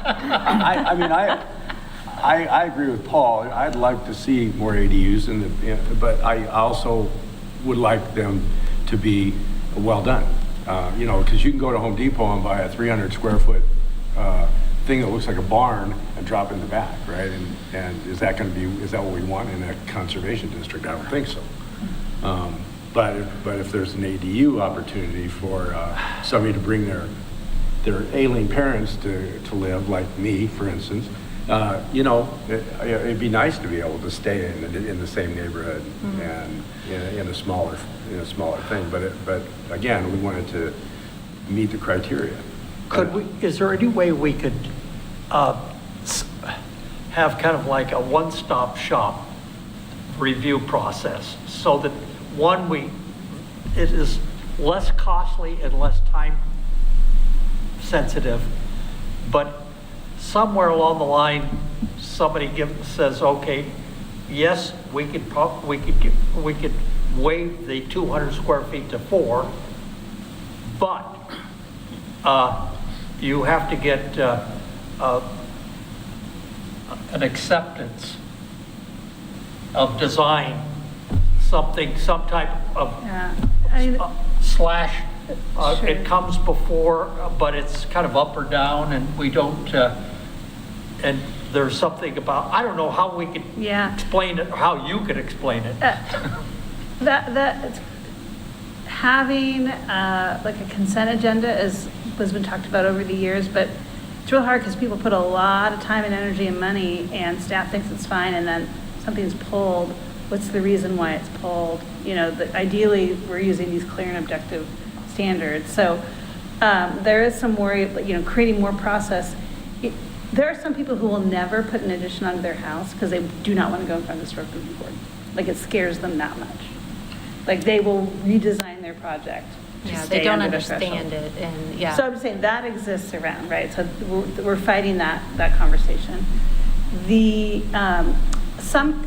is a little bit outside of the scope of this project, but some communities have created kind of like pre-approved plans or pre-approved approaches that's like, if you build this, go for it. So that's how some communities have dealt with like how to get good design, but Right. that would be a whole separate thing. Like if you build this thing, or if you build basically a small little version, what we're all thinking of, which is a 612 to 812 roof pitch with, Horizontal siding horizontal and- siding and, windows. We're all picturing what a small thing would be and we'd all be fine with it. That's really hard to write. That's more of a pre-approved package. So that's a whole different piece and wouldn't be part of this. But that might be a future exempt thing.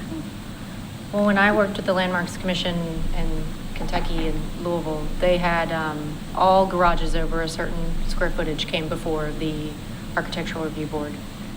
And to me, that seemed very kind of cut and dry. And it was like, all right, well, if you want a two-car garage, that's fine. We're not saying you can't do that, but you just have to come in and show us the design, and then it's approved or not, And I totally hear what you're saying about people being nervous about coming in front of boards and the practicalities there. But I mean, it makes sense to me that people should be allowed to build ADUs or build, something if it works with their space or if it's profitable for them, it allows them to, house their parents or pay off their mortgage or whatever, but yeah. So what about the possibility, does this add complexity or remove complexity if use entered into it? In other words, if there's an interest in incentivizing ADUs, honestly, you probably need to be up to 400 square feet. And height is also a factor because I've done several ADUs and a very typical ADU concept is kind of a story and a half. They'll have a loft in the back and typically 18 feet high, something like that. So they're more than one story. That's a little different animal than a single car garage. So what about the possibility of saying garage or non-habitable outbuildings, a threshold of 300 square feet or something like that, Yeah. single story, and a threshold for habitable use, ADU of like 400 feet, and maybe a height limit. Does something like that make sense? Yeah, Or- people are going to take it uninhabitable and then a year later going to make it habitable. That's just the reality of. Too much complexity? Yeah. Well, we Okay. see it all the time where people will build the ADU and you don't put ventilation or a stove in it. And all of a sudden, it's not a habitable Exactly. structure. Yeah.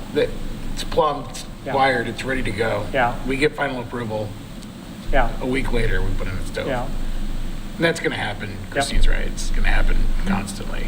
Yeah, I just don't, what I don't want is it's so specific that people just, the problem is people find ways to, we all find ways to try to get around things, right? And so what we don't want is backlash on staff or backlash on the program. Yep. We thought we made changes. So the clarity and the communication of why,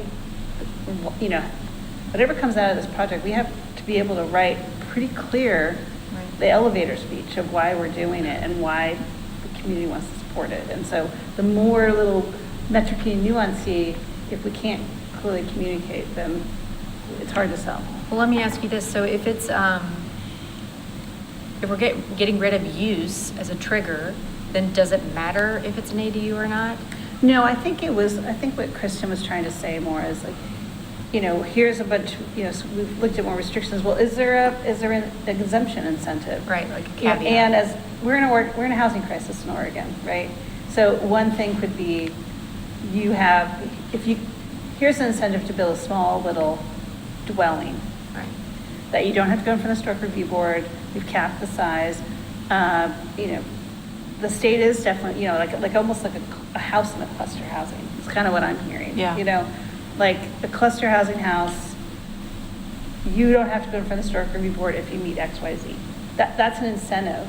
And some people think, oh, great, because I want to look at that now, because I don't have anybody telling me I like this or I don't like this. Because some people don't like being told that what they designed is ugly. You know, they live it. They love what they built, right? And so they won't go. They will not. But if they hear that, that's that incentive. So I think it's addressing kind of the positive. We want you to build new dwellings in our neighborhood, and here's a path. So that was just more of kind of the communication piece. Right. And this is definitely a big question. I mean, it's a philosophical question kind of for you. And so you may not have an answer tonight. That is just fine.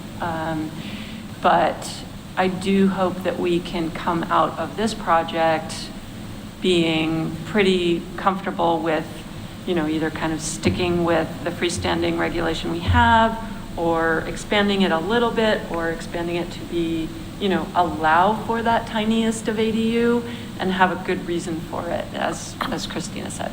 You know, what do we tell the neighbors? I kind of like, I would like to see it expanded a little bit, but I'm still, I don't know what the degree of difficulty it is for Christina and planning to take something to a consent agenda. But if we had examples that show graphic, kind of something that shows what it is, That's where I come in. If you want, we could can have explore this further. some way that we could, so that somebody doesn't go completely off board. And where we can, Standards, yeah. that we could look, you could look, and unfortunately, we put a lot of burden on you. Yeah, well, and through all this conversation, I'm thinking, whatever's decided, I'm going to be checking with Carrie Richter, our Assistant City Attorney, because she's going to be looking at, what are the red flags? Like, this is a way this could go wrong legally. Here's how you would protect yourself. So as more things solidified, I'll bring Carrie in and be like, okay, what are the things as an attorney you would recommend we do or don't do to protect ourselves? And consent agendas are a little hard because you're still writing the staff report. You are still writing a subjective staff report. You are still putting it in a public notice. The only thing you're not really doing is sending 200-foot land use, 300-foot land use notices and a sign up. So like, it really is not that much different. So that's why we're like, what consent agenda, what do you get out of it? Because you're still really doing a hearing. Because you still have to subjectively analyze it. Is there any way we could simplify this so that in the way we would have code that would allow Christina to say, play magically subjective thinking to say, this exceeds some way that, and with that, obviously, responsibly, we have to charge more of a fee because we have to cover time. It's problematic because the fact that the district is very diverse. So if we're talking about a property that has a 1950s ranch on it, and they may want to put an ADU with kind of a modern shed roof, and that may be perfectly appropriate. Whereas, a home that's in period, but maybe not contributing, that would be a little jarring, and that's not a decision that can be made metrically at the intake, Because I think we all agree that enlarging it is acceptable, right?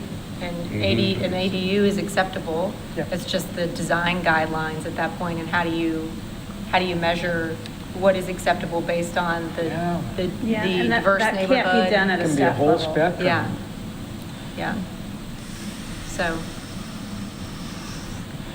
And I'm concerned about this cost. Time is money. And budgets are hard to balance anyway. And so how can we make sure what we do is responsible? well, can I ask you, I mean, you do this every day. So what would you honestly think is the best path forward while also, ensuring that the integrity of the neighborhood is not at stake? For standalone? Yeah. I would ask Kristen to come back at a later meeting and talk about ways that we can clear and objectively, and I would also put that back with our attorney, to create clear and objective metrics for materials. And the problem is, we can't codify it, because you don't want to codify the specificity. So can you reference a document? And that's what I'd have to ask Carrie about. But, if you use these materials, you do this thing, it is like a check box. Right. Like, almost like we do our new construction for homes in a subdivision. There's like 8 elements, and you got to meet the certain elements. Yeah. That's one way to think about it, but that is a checkbox kind of approach. And I worry about codifying it, but maybe we'd have to. So I'd have to think it through, but that's exactly what I do. And the problem is if you are saying that 90% of them are going to be great, 5% is going to be that shed house that wants to come in from the board, with the shed roof, they'll have to come in from the board, and there's going to be 5% that just may turn out bad. Right. And that's just the reality. When you have a threshold, you can't control for everything. You could, in a checkbox setting, Well, there's always going to be categorize. people that meet check boxes, but when it's all done. Right. Oh, not yeah, very that's quick. It's that's still another, ugly. yeah, a beast, I think. Yeah. But in a checkbox setting, you Yeah. could say, okay, you could have a period of construction. What is your period of construction? What is your? This is freestanding, Yeah, this so- is freestanding. Yeah. Oh, Yeah. okay. Yeah, So- this is a freestanding Yeah. outbuilding or. Yeah. It would be like, you have lap siding between X and Y foot, width. You have, But is that appropriate for a brick ranch, is my point? Like, that's, you'll have to, because it has to go anywhere. So like, what is a design that could go anywhere? okay, yeah, that's appropriate for everything. What's Yeah. a pretty, Yeah. I think we could come up with that. Yeah, so that is one Yeah. approach, is you could, but I'd have to work with Kristen and then Yeah. work with Carrie. Like, is there a way to get, kind of in a sense, a pre-package, and then you'd have to have the communication. It's not like, if your design doesn't meet that, it's not like you won't be approved, but you will have to go through hearing. Yeah. I think Come this in front would of the be, board. I Yeah. would love to see that, an example of that. Okay, great. Well, and that's something we can ask to, and I've started, surveys are a little bit of art and science, right? You ask the questions, kind of ask around, you don't ask specifically. But that is one of the things, like are there kind of exemptions for like new dwelling units of small size? That could be part of the questions that come in March. Yeah. I I definitely really- think it's achievable to kind of create a design that fits most of the homes. Like you said, if it doesn't, then it doesn't sometimes, it's a 5%. Or maybe in some world that 5% could come in front of us, whatever. But to create some sort of, I hate to say generic, but, design that fits the bill for everybody, everything. And so they do have parameters that if they wanted to elevate that, they could, but if they have like the basics in front of them, they've got it, I like that. I hope there's a robust response from the neighborhood to the open house, because when I was kind of just putting my thoughts down on these questions, I put public input. I would really be interested. They're the ones that live in the neighborhood and. Right. Yeah. and- Well, so I'm asking him, like, you deal with this every day. Yeah. What is your Yeah. suggestion? So we'll be putting, the classic planner stickers and boards, it works. It makes people, give us their opinion. Right, We'll bring some cookies, all good stuff. Sweeten the pot. Yeah. Christina, how many years have you been doing this? Your knowledge base is so. Well, I've been here since 2001, but I haven't been doing historic preservation every year. But you've been listening to this story for a long time. That's for sure. I've got 4 more slides. Okay. Can we take 5 Yeah. or 3 Yes. or 2? 5? Sure, is that all right with everybody? Okay, so we'll take 5 minutes.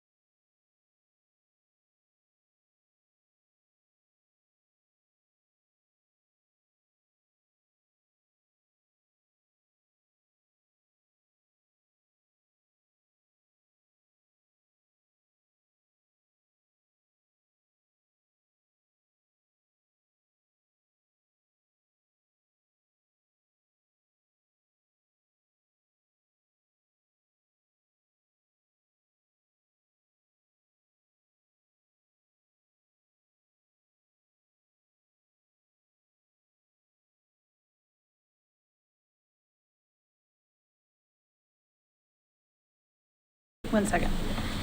Are we back, Kay? Okay. All righty. Great. There we go. So we were just talking about freestanding new construction, and I can go ahead and move to the next slide, and we can kind of come back to this one. Okay, why don't we do that? Oh.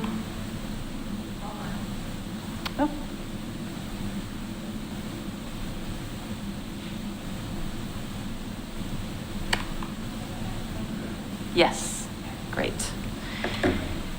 Now we get to address some clarifications to the existing code language. And you can see again in red is sort of the section of code that we're talking about. Building addition 30% or more in area, be it individual or cumulative. So the question, actually there's two questions that come out of this. One is to clarify the definition of area, and should that include roofed area? Should it include habitable area?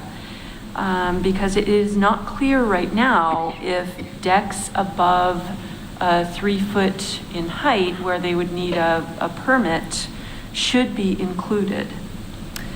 You can see the maximum square foot area on this hypothetical house on the left in red. And so I just wanted to get your thoughts. What if that is, say, a 6 foot high deck? What if it's a roofed patio? And what if it is unfinished? So hearing some thoughts from you, about the definition of area is really important. The second part of this question is, does this 30% limitation apply to an existing outbuilding? So for instance, you have a garage and you want to add on to it. So are we limited to only a 30% addition on the size of that garage? And I do have a suggestion on this one, which is we consider adding to a primary structure after the words any building addition, so that it's really not, it's not applicable to those outbuildings.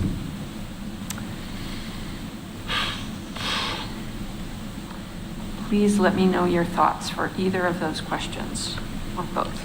Could we say, instead of area, could we say square footage? Yes, I think, are you meaning by that you wouldn't look at that as a deck? Because square footage is also Right. outside. Well, and I pulled up the standards for rehabilitation, and, one of the definitions for, if you want me, I'll just read it to you. Number 10, new additions and adjacent or related new construction will be undertaken in a manner that, if removed in the future, the essential form and integrity of the historic property and its environment would be unimpaired. To me, a deck does not, it could be, it's easily removable, right? But, my opinion. I agree. What if the deck is covered? That's a different story. If it's covered, I think, yeah, that's, could that be Because considered it- square footage then? That it's a little bit of a gray area, because it could be covered in the sense that it's got an aluminum patio cover over it, or it could be covered in the sense that it has an Structure. extension of the building's main structure over it, which are kind of two different animals. Well, by that definition, if it's attached to the house, would that not be considered more than just a freestanding? Well, the easily removable criteria, although that could be a little subjective for staff, that could be tough, really tough. I guess, when I thought about this just out of the gate, and I'm listening for all this input, but I thought of maybe the most definable as any portion that is walled in. Right. So that would exclude porches. You don't have to decide, has it got just a little aluminum awning over it, or is it part of it? So any part, and not a square footage of living area, because you may have 2 stories or unfinished attic or those variables. So let's say if you had a 24 by 40 walled in area, and you've got a deck and you've got a front porch that's covered, those don't cover you. You look at the 24 by 40 area, and that walled-in footprint, that would be pretty definable. Does that make sense? Yeah, And because then I think that a closed structure impedes visibility, and it could be your neighbors don't like that, your neighbors, now you're blocking their beautiful tree or something, but an open structure like a deck seems fine to me, but, how do you define that? And it might be by walls and roof. Well, they can, as far as a trigger, if they did come to the Historic Review Board, all that context would be evaluated in context and perhaps a variety of other things. But for a threshold for needing a review or not needing a review, if it simply meets the standard of the walled-in area of the structure, let's say it's 980 square feet, and you get 30% more, you get X number more footprint. And back to the two-story scenario, if you had 980 square foot footprint and it's two-story, then you could do 30% of that, 990, let's say it would be 330. You could do 330 two-story. Right. So, that's pretty definable, and does that sound definable to you, Christina, or? Well, can I just interject for a second? So what if you replace that square footage or area with just gross floor area? Because we have a definition in the code already of gross floor area. So I don't know if this fits with where you're going, but the definition is gross floor area means the total enclosed floor area within buildings measured in square feet, excluding basement areas used for storage or parking. So if the 30% were based on the gross floor area. So that wouldn't include the front porch. Right, it would not. Right. It wouldn't include anything that's not enclosed. But now that would, that makes sense. I mean, if it was a two-story building, your gross floor area, let's say if you had this 900 square foot box, your gross floor area would be 1,800 feet. So you would be allowed 30% of 1,800 then? Yeah, and that's kind of what we do now, because we kind of have defaulted to gross square floor area when That staff makes is sense doing to that, me. because we don't have that. It's consistent. That makes sense to And me. it's more specific than Yeah. just saying area or. Yeah. And that gives staff, so I think, if a percentage is still, if the board chooses not to use percentage, then it's irrelevant, but if the percentage is still in the mix, I do like gross. I like percentage Floor area. myself. I like this walled-in area. Which that definition defines it that way. And we define porch as a roofed, open, unenclosed I was gonna say. area. So we differentiate, but, gross floor area is enclosed. A porch is defined as unenclosed. We do say it may be screened, that. attached to, or part of, with direct access to or from a building, so. Yeah, I would and I definitely like say the- like open air versus enclosed Yeah. spaces, And I like the consistency. I was actually thinking of that when I read some of this about structure. I thought, well, in the building code, there's definitions of structure, and we should be compatible. We got to be Right. careful. Agreed. Okay, great. I'm going to go ahead and move on then. Let's see, there we go. The last code issue here, let's see, so it's really what is meant by 30% of the original structure? So those are the words that I want you to think about here. So in this illustration on the left, so let's pretend here that the darker brown square was built in 1930, and then the rectangle, sort of that envelops one corner of it was built in, say, 1950, and they're both within the historic period. Should the 30% be limited to the original structure, that darker rectangle,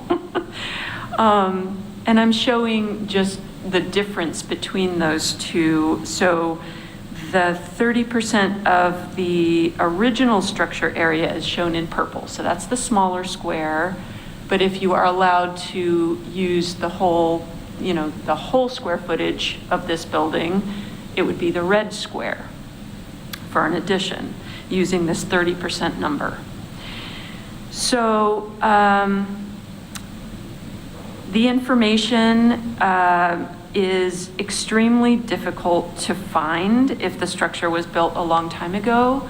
And I also feel like as a consultant, the difference in size is usually going to be fairly negligible.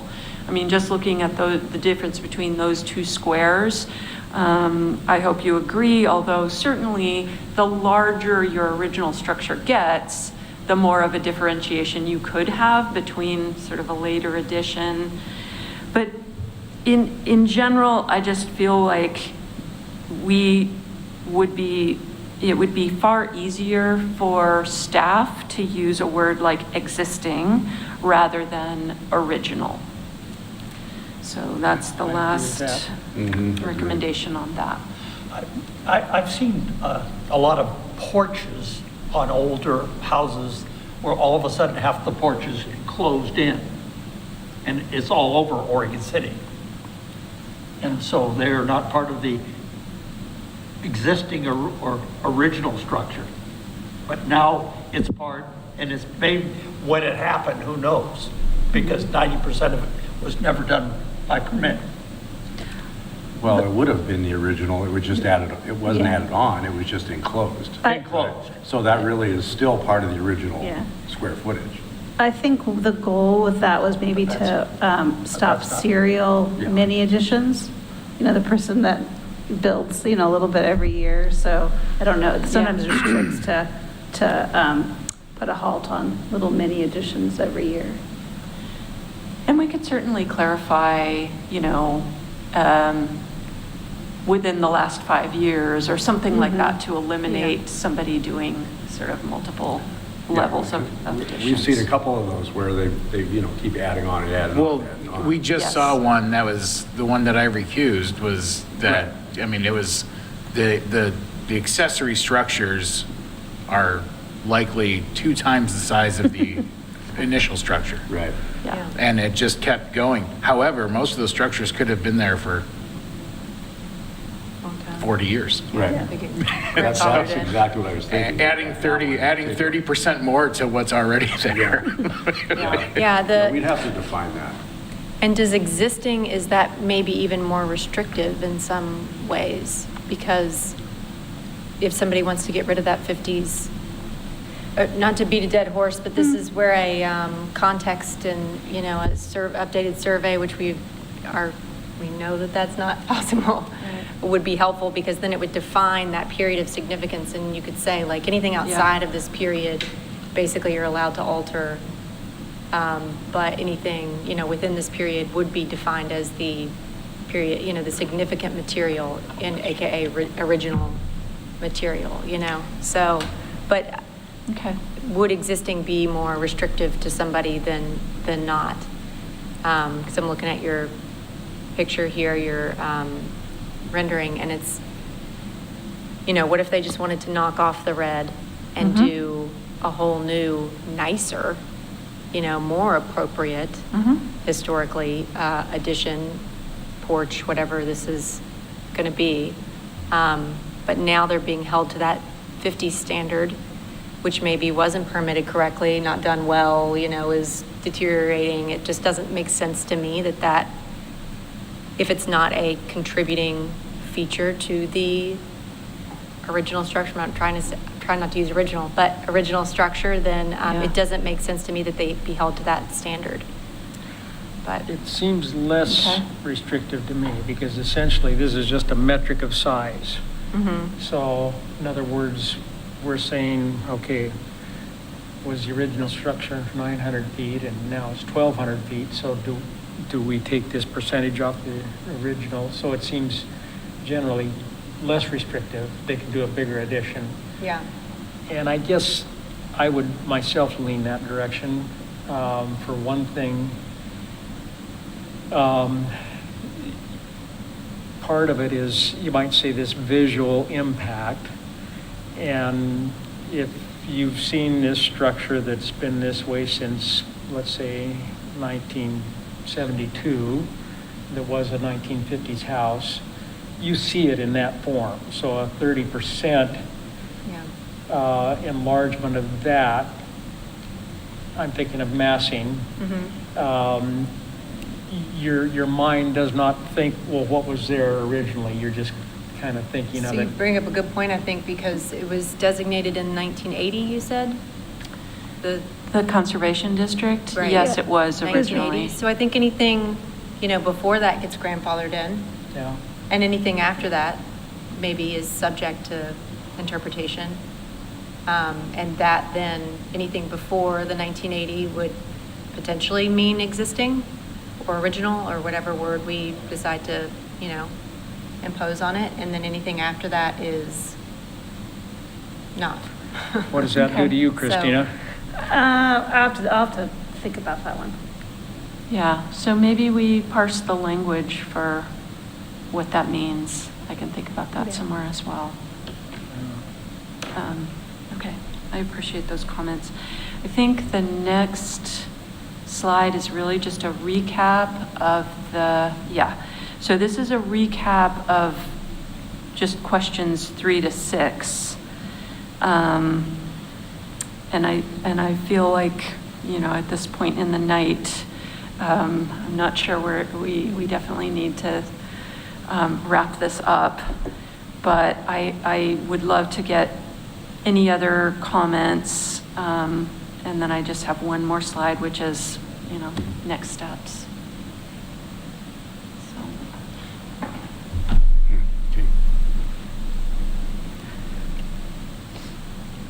should I So go ahead essentially and wrap it up then? increasing that, on the number 3, increasing that footage. So as Christina mentioned, the next meeting on this project, on the Compatible Change Project, will be in March, and we will have the McLaughlin survey results, and the public open house will have taken place on March 6th. So we can definitely have a lot more information for you about public sentiment and sort of how those folks are leaning in terms of how they see development taking place.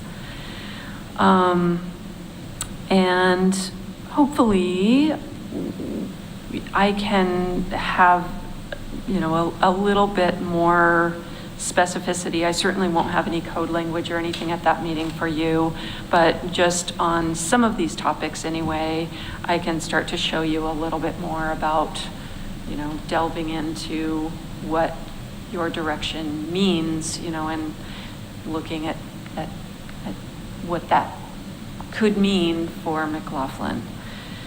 I do want to mention the project website for this Compatible Change Project. It's found on the Oregon City homepage. Thank you, Christina. It's under, planning, historic preservation. And so all this information will be posted there. So anyone watching this presentation, this will be posted on that website along with the memos, and so anyone can keep track. So that's all I wanted to say to round out this. Are there any final sort of comments or questions before we call it an evening?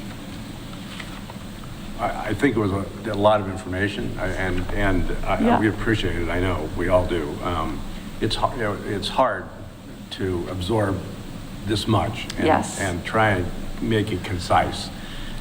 So we appreciate your patience. It's the first time a lot of us have heard this, so it's great that you're doing it, and we appreciate it. And I appreciate, Christina, that the checks and balances, we respect the job you're doing. And we don't want to bury you in stuff that we should make it intolerable. Well, we're not adopting things that aren't clear objectives, so I have. Just to remind everybody, this is just a mock-up. There'll be a quarter sheet postcard sent out to all McLaughlin residents and property owners towards mid-February with a QR code and a little mini link to the Compatible Change Project, which you can click on and you'll take a survey. So we will have those initial results for the March meeting. I'll keep the survey open all spring, so if people didn't get a chance to do it but still want to give, I can provide any updates. The open house will be on March 6th, and there also is a contact, basically to add your email to a mailing list at the bottom of the Compatible Change Project page. So I will send that link out again by email right now, but if you're talking to people and they want to get involved, kind of even pre-postcard, or maybe they took the postcard, but there is a chance to sign up to get on a mailing list, so I'll provide updates as the project goes through. So once I get your email, I'll have your email all the way through the project, even probably through the legislative adoption process if we move forward for that. Great. Could one of us go to that meeting and not identify ourselves? No. So that actually, we don't have to decide it tonight, but I would like one more board member to accompany Chair Powell at the McLaughlin meeting. We can't have 3 because then it would be an actual noticed HRB meeting, and we don't want to do that. And if you send the QR codes to us, we could put that also on the McLaughlin neighborhood website. Oh, great. And that'll get out too as well. Okay, I'll have, once we get closer, Kay's helping me with the postcard, and we'll get that information out. Good. Be interested to see those results and what they say. Yeah, and well, I'm working with Kristen, myself, and Aquila, and we have a lot of good expertise on how to write survey questions that don't make people be frustrated and click X and don't finish it. So we want, there may be, here's some broad questions and some broad answers, and if you still are interested, you can continue. You don't have to. We want to give people to be able to say their piece in many different ways and aren't beholden to do the whole survey too. And we also broadcast our meetings on Zoom, so you can watch it There you on go. Zoom if you Yeah. like. Yeah. And that'll be we'll notify you. We'll have the Zoom sign up and all that stuff for it. Then. That'll be perfect. Yeah, then you Thank don't you. have to worry about that. Well, thank Great. you all. This is a long meeting, but I really appreciate it. Thank And you thank for you all very your much. hard Thank you very work, much. yeah. So, Christina, communications? That was my communication, what's coming up in February. We will have a land use application, I believe, next month. It is a request to modify a previous approval. And so things change and you get to building permits, so they're coming in, and the board will look at that. And as far as I know, we only have one application in next month. Plus, Kristen will come back with windows. Window samples. To look at. Okay, Yeah. very good. Anything from the members? No, sir. Okay. Well, with that then, we are adjourned for the evening.